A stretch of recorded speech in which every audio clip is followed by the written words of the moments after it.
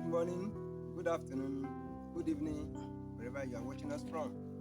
This is your favorite channels, once again, the Legends Legacy, where we give to you per time the story about legendary figures like Jesus Christ, Alexander the Great, Nelson Mandela, Maurice Leisure, and the likes. In this channel, we're going to be dishing out to you the story of these legendary figures, what they have made with their lives and their achievements, their birth, their death, and the lessons that we can derive from their lives. In the first episode of this season, we learned about the greatest of them all, the one who came, who died, and who lived again, Jesus Christ. Today, we're going to be giving to you another icon in person of Alexander the Great. So, this lesson is about the rise and fall of Alexander the Great, the king who conquered the world. What if I tell you that there was a man who ruled the world, overcame it at the tender age of 20? Would you have believed? That is Alexander the Great. Alexander's father was a king, and his mother was a very brave woman. They both believed in Alexander's ability, courage, intelligence. And at that tender age of 13, Alexander was tutored, handled, and nurtured by one of the greatest philosophers in history, Aristotle. At that tender age, he learned science, philosophy, medicine, and so many things that would be used for him to rule as one of the greatest kings of his own time.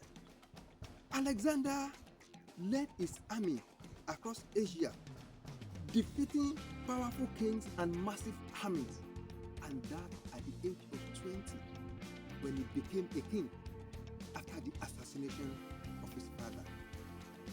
Many people didn't believe in him, but they were all wrong.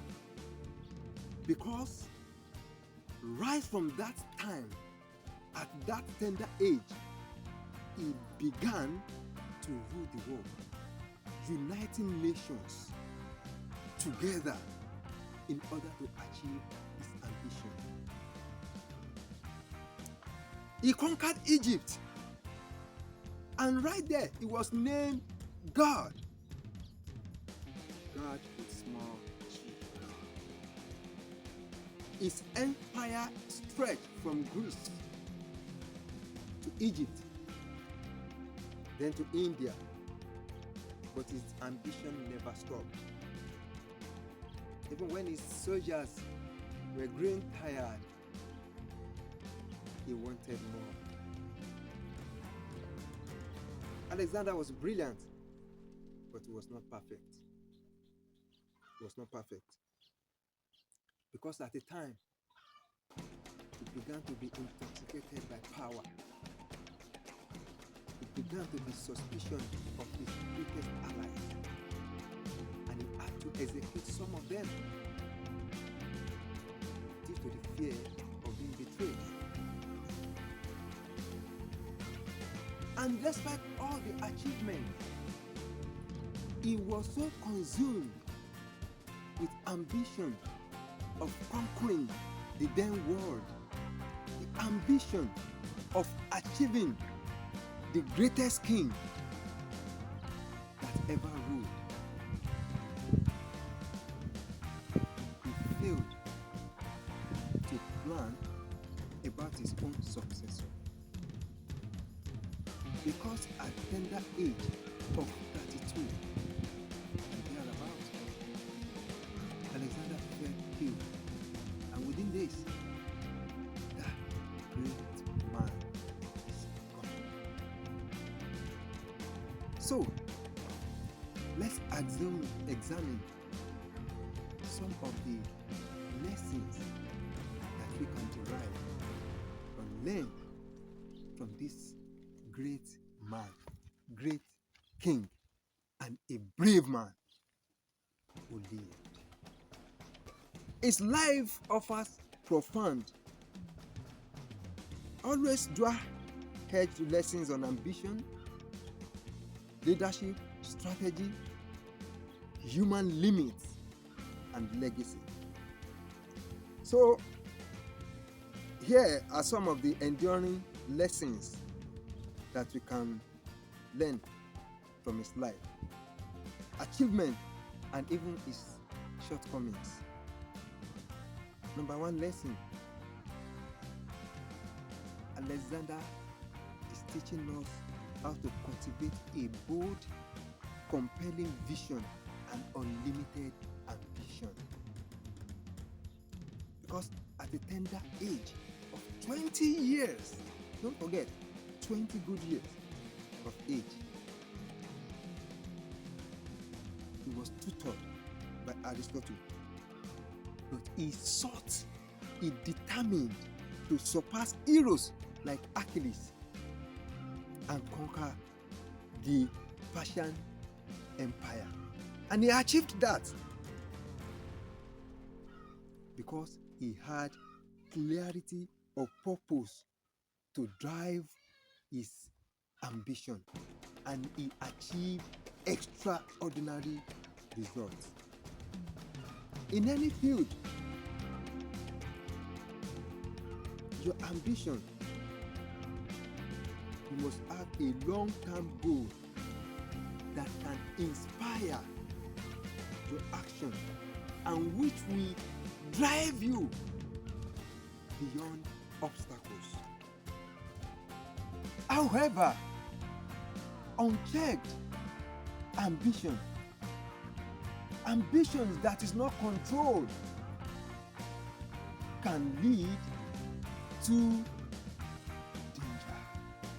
Alexander pushed his exhausted troops toward further conquest in India until they revolted.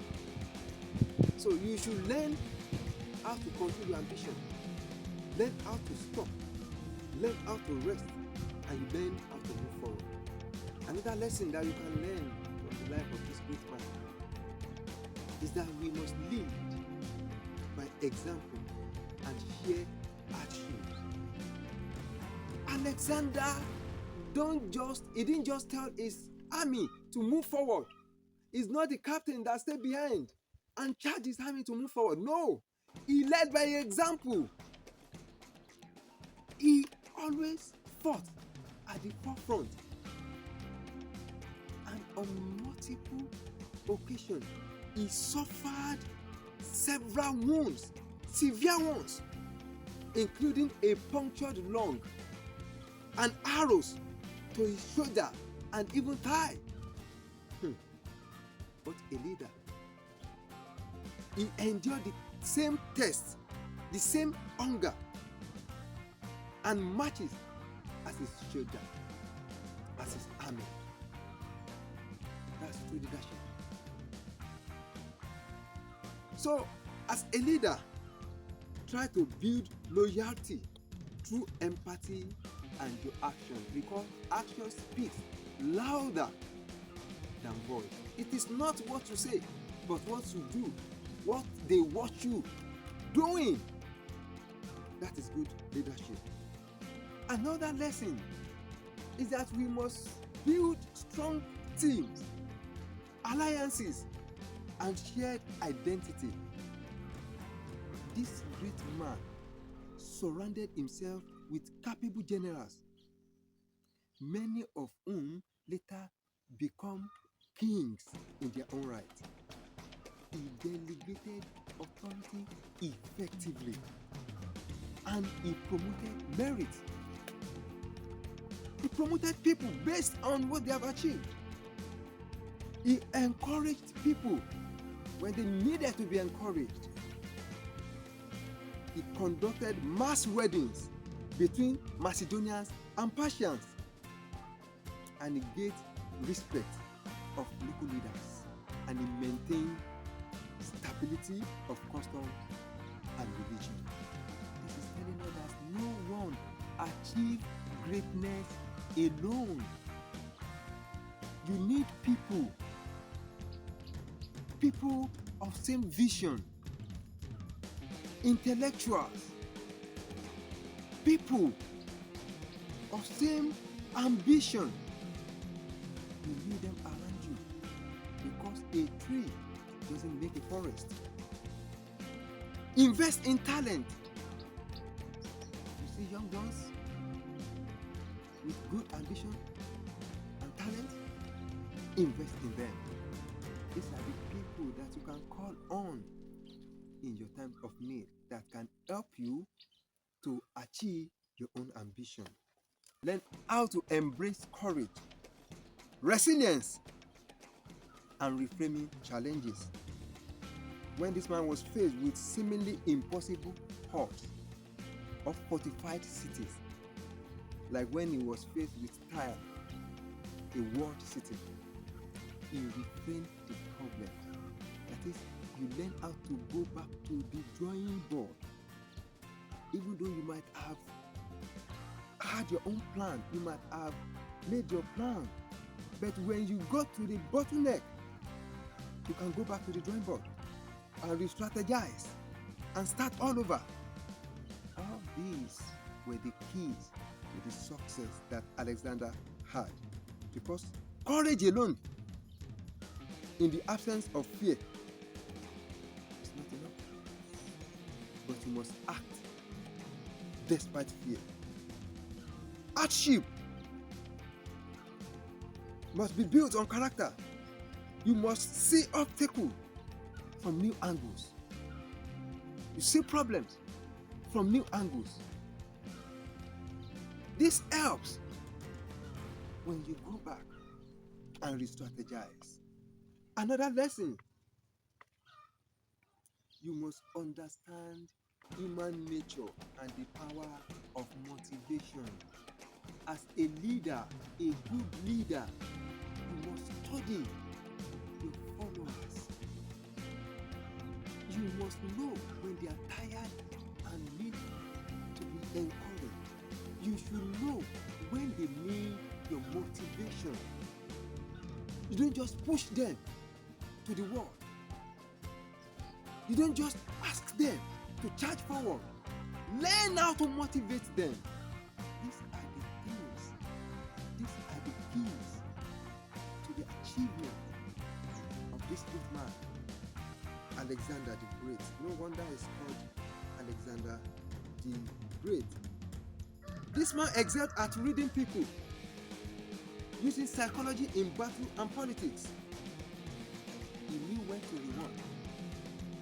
He knew when to inspire them with speeches. And he also knew how to manage egos among ambitious subordinates. You too, you can do that. You know when to reward, you should know that. You should know when to encourage your followers, even your subordinates. You should know how to bring them closer to yourself for achieving same goal. Leadership involves emotional intelligence, motivated by appealing to pride, loyalty, and shared glory rather than fear alone. One famous attributed quote captures this: "I am not afraid of an army of lions led by a sheep. I am afraid of an army of a sheep led by a lion." Another lesson is that we must plan for succession and sustainability. Don't assume invisibility. That's what actually destroyed the kingdom of Alexander after him. There was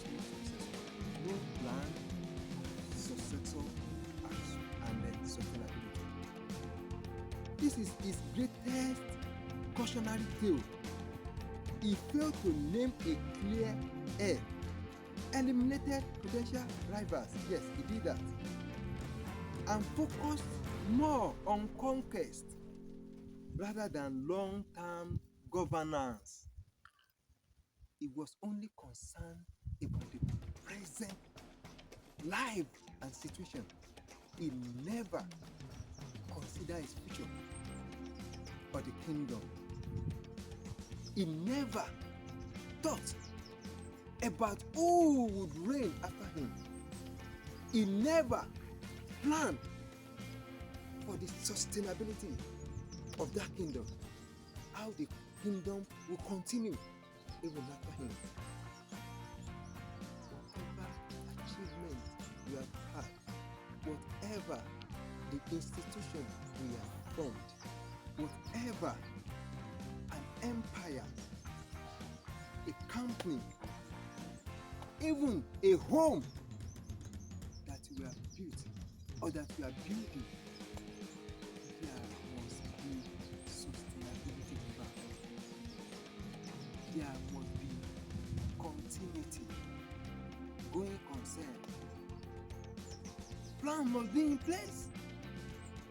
After these things happen, what will be next? Because no one knows tomorrow. Extraordinary personal success doesn't guarantee lasting impact. You may succeed now, you may be great, but without sustainability plan, nobody will know about it. There are so many people, great men, very famous, rich people. They are no more.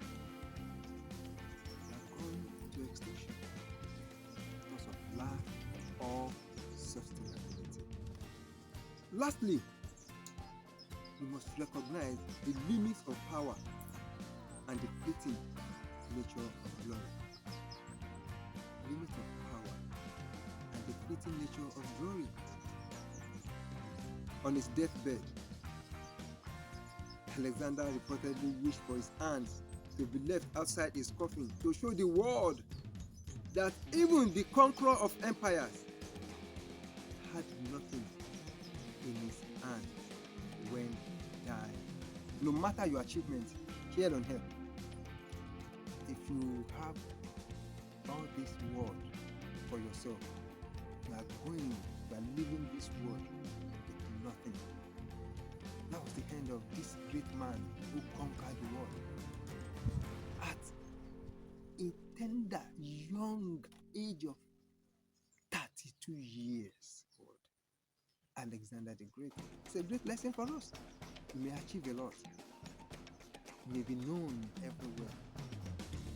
Some people, they will beat their chest. You don't know me. Who are you? No matter who you are, no matter your achievement, when you die, you are going to nothing.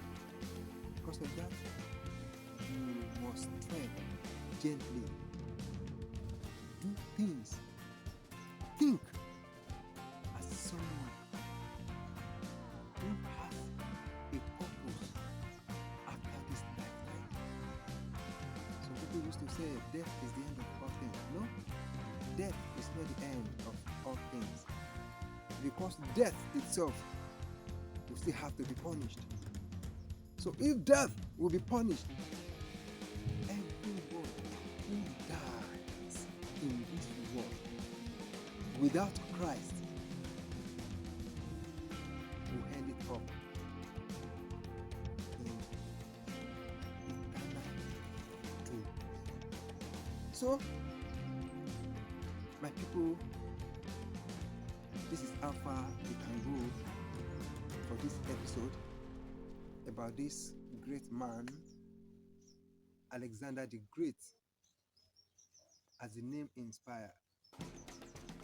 So is his story, Alexander the Great. Until I come your way next time for another episode of this great season. This is your Legacy TV. If you enjoy our me, please like, subscribe, and share. So until I come your way again next week, this is your son, your uncle, your friend, a small man with big God.